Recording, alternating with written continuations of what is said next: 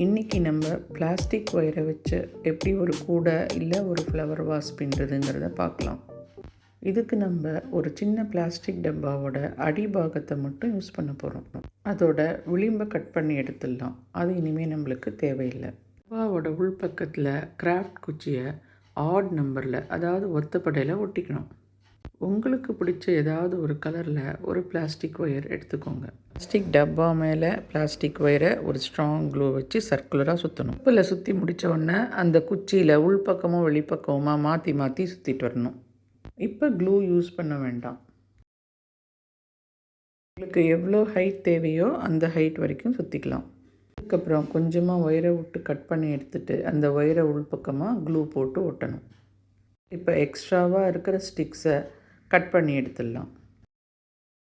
Cut பண்ணி எடுக்கும்போது கொஞ்சம் ஸ்டிக்கை ஃபினிஷிங்காக விட்டு வைக்கணும். அதில் நீங்கள் பீட்ஸ் சொருகிக்கலாம்,